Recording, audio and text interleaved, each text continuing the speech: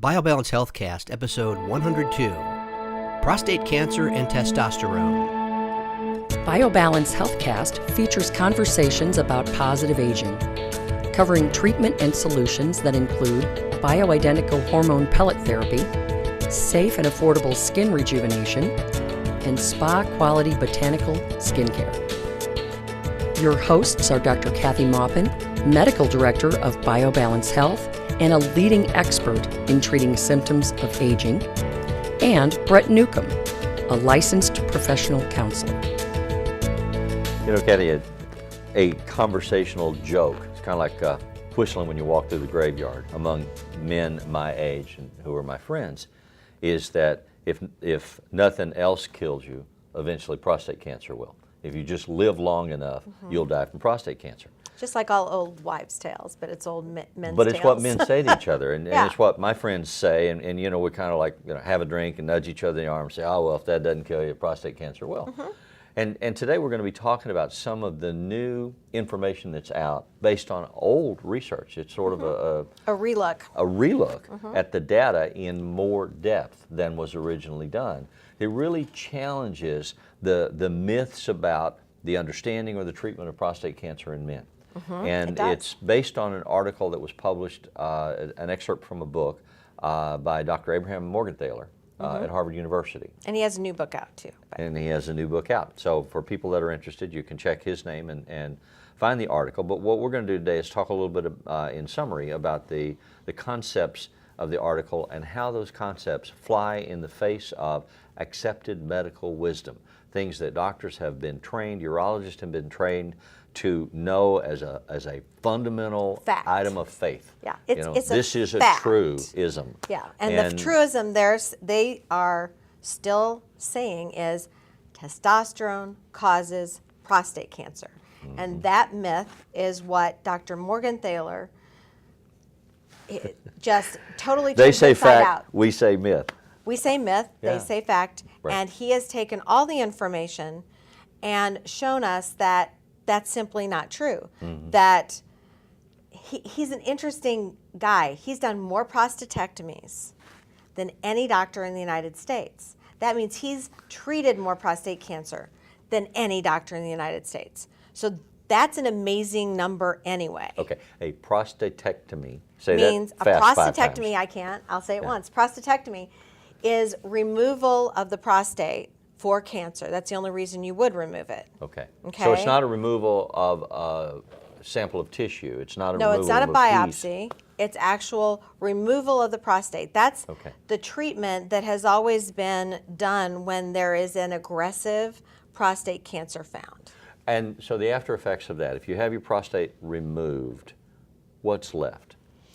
Well, testicles are left and you can still make testosterone, but the prostate contributes the fluid that goes into the ejaculate. So without that, there's very little ejaculate left. So your sex life is essentially Well, the sex life, dramatically changed. your ejaculate's different, but depending on how well your prostate surgery is done or how bad your cancer was, you can lose all ability to have an erection.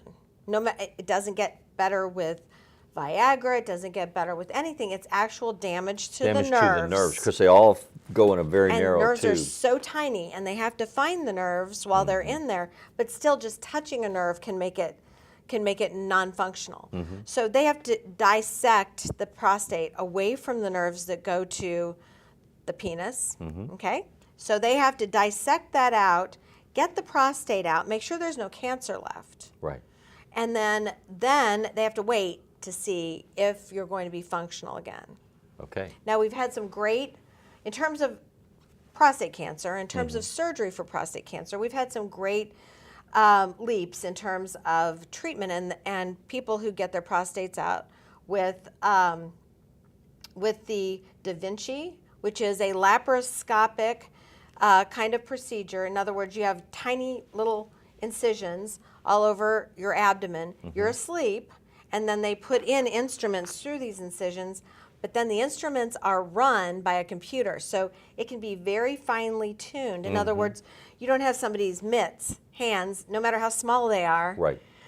they're not as particular, they're not as perfect as two tiny little graspers who go in there and dissect. So you're lying on a table, you have all of these instruments in your abdomen that are placed by surgeons. Then the surgeon goes back behind the computer screen and he or she dissects everything out and gets rid of the prostate, takes out pieces of it, and then makes sure nothing is bleeding, and they can see the nerves very well because it's under a magnification. So it's called So Da Vinci because it's a masterpiece of the surgical art? Yes, it is. I don't know why it's called Da Vinci. I just know it is called Da Vinci. We use it for many other procedures. We use it for, in the GYN world, we use it for radical hysterectomies, and we use it for lots of cancer surgeries in OB, and general surgery uses it for colectomies and things like that. So it is a very, very new, very precise instrument. Right. So in this case, if someone had prostate cancer that had actually progressed, then that would be one of the ways to treat it. There are other ways. However, what we're talking about today is how not to get it and what treatment to avoid once you do have it, and based on what Dr. Morgenthaler, the most prolific prostate cancer doctor, has told us. Yes. Well, and some of it has to do with genetic markers. I mean, there's stuff in the news just in the last week about identifying genetic markers that predict, that allow them to make reasonable assumptions about which prostate cancer tumors are going to be aggressive and which may need to be having a more aggressive intervention. So that's new, and they're working to develop that and get it out in the community so that doctors know about it. But in this case, one of the myths that we want to talk about was that if you replace testosterone or enhance testosterone with some kind of additional delivery mechanism, a shot, a pellet, whatever it is, that if you give men who have low testosterone counts testosterone, and if they have prostate cancer tumors already, that additional testosterone accelerates the growth of the tumor. Right. And that's the myth. That's the myth. And why is it a myth? It's a myth because testosterone only stimulates the cells in the very beginning. It's like filling up a bucket. When somebody has prostate cancer cells, they generally have very low testosterone levels. So, because part of the reason you have a prostate cancer cell is because you've experienced low testosterone. Okay? Okay. It allows the cells to become abnormal. So do we know, is it causative or is it correlative? They don't know if it's They don't know they yet. just know that they just go know, together. So there's a So correlation. a low testosterone in a man is much more dangerous than a high testosterone. And logically that makes sense. Men don't get prostate cancer when they're 19. They get prostate cancer as they get old, when their testosterone drops. Right. Okay, so Okay. the way this works is with a low testosterone, if you give someone with a low testosterone who already has prostate cancer cells in the prostate, it will stimulate them to a point. It will stimulate them until the prostate is saturated with testosterone.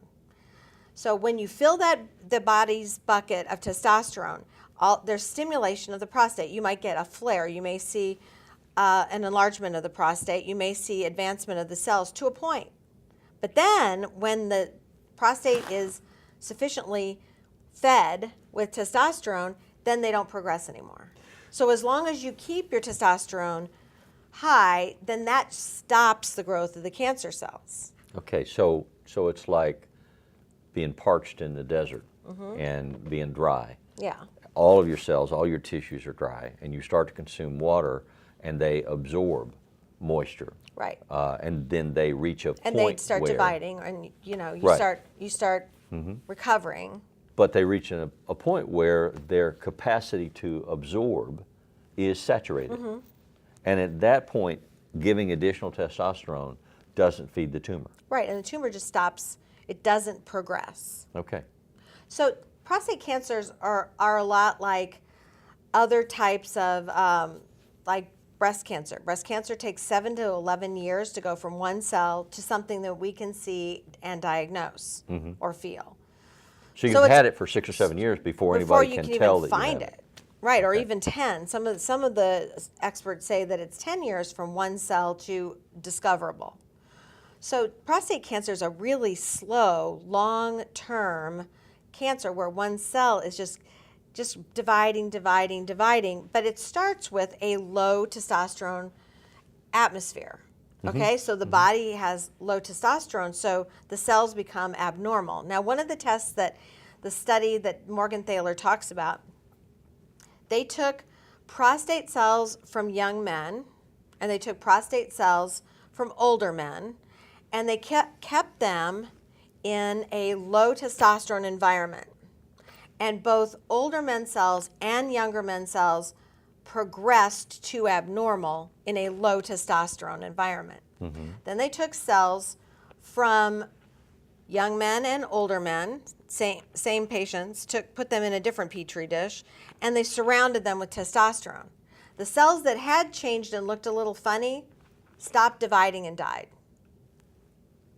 And the testosterone bathing these cells was what was stopping them from becoming an advanced cancer. They concluded that everybody, just like in breast cells, every male has prostate cancer cells that start to develop, but your body gobbles them up and kills them. Okay? Okay. But if your cancer cells can elude the immune system, and testosterone stimulates your immune system, if you can elude the immune system, then if you are in a high testosterone environment, they don't progress. They just stay there. So genetically, all males are predisposed because they have Because you have a prostate. potential cancer cells.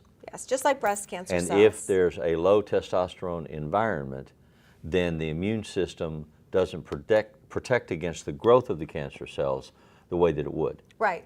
And so if you have low testosterone, either because surgically you've been castrated or there's some other issue, Or you're getting old. or yeah, that's it. That too. Uh, And you haven't been replaced. and you replace the testosterone, you replace the shield. You replace the protection that inhibits or reduces the ability of those cancer cells to grow. That's right. So That's right. the joke is a true joke. If you don't get testosterone, if you don't get treatment for it, and something else doesn't kill you first, eventually prostate cancer Right. will. Because it's a disease of aging. Of course, I plan on, it won't get me until I'm 187. That's true. Yeah, Or die of take something. all that. Yep, die of something else, or exactly. die of something else. Yeah. But this, even though there's a genetic component, testosterone, keeping testosterone at a decent level, at a normal level, still is protective. Well, It's just that little flare that everybody freaks over, because sometimes when you get testosterone, it makes the prostate enlarge and everybody gets worried. And so then they don't really think through, okay, we're filling this prostate up with testosterone, saturating it, then everything's going to calm back down again.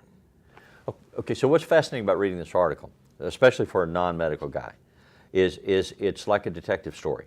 And what Dr. Morgenthaler writes is that he was taught in school, and he goes to medical conferences, and the standard wisdom of the age, the ex cathedra from the bishop's chair pronouncement of all the knowledgeable people is X.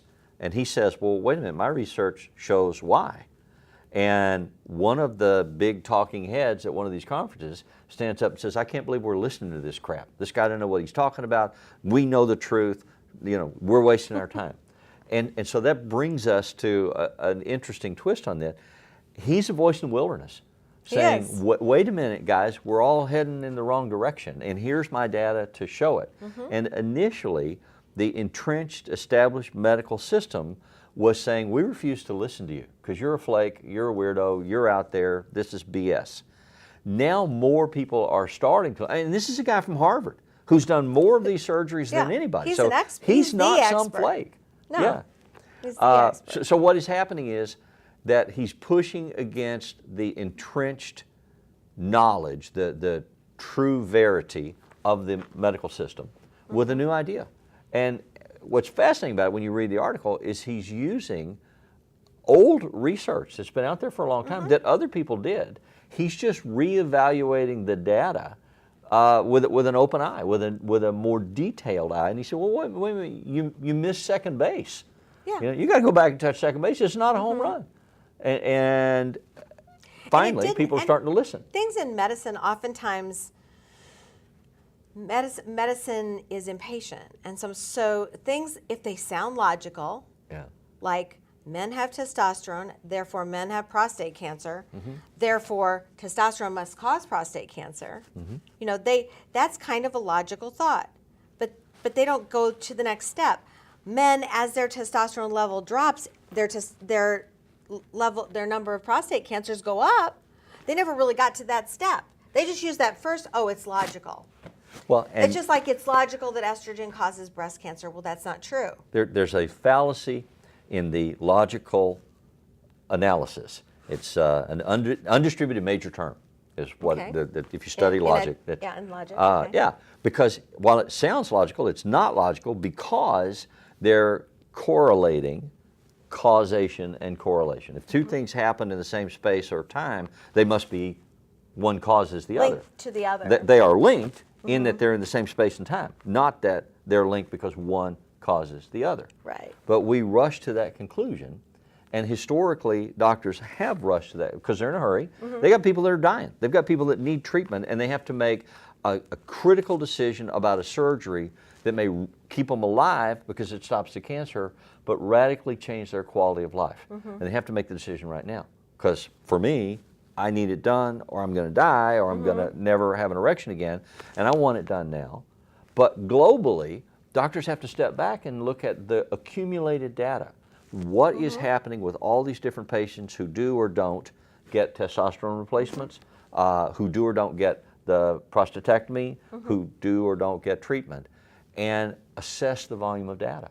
I love these guys that are the voice in the wilderness. Yeah. I love, because that's where you find Einstein. That's where you find all of the new scientists, the new ideas, and the new breakthroughs that no one else is thinking about. Everybody else is just going along, going, okay, even if it doesn't make sense. Yes. So I love the guys that come out like Morgenthaler and stand up, and he has guts and he has courage to say, you guys are all wrong.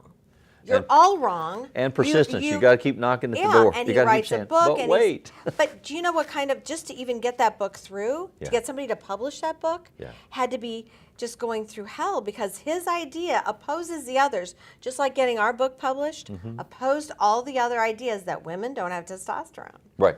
No, it doesn't matter that I can show that we do. Right. And testosterone makes us better. It's the same idea. So I love these guys. Well, and that women come don't up and- need to enjoy sex. And Well, that that- once yeah. they've gone beyond their breeding years, then all that stuff is just You a should just give foolish that up. concern. Give that up.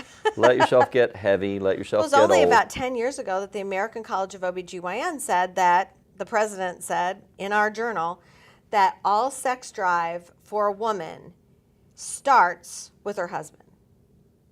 Okay? He didn't address You have the keys lesbians. to the kingdom. He didn't. And you didn't know it. And, if you aren't, you are the one that produces a sex drive in your spouse. She doesn't have one independent from you. Now, how wrong is that?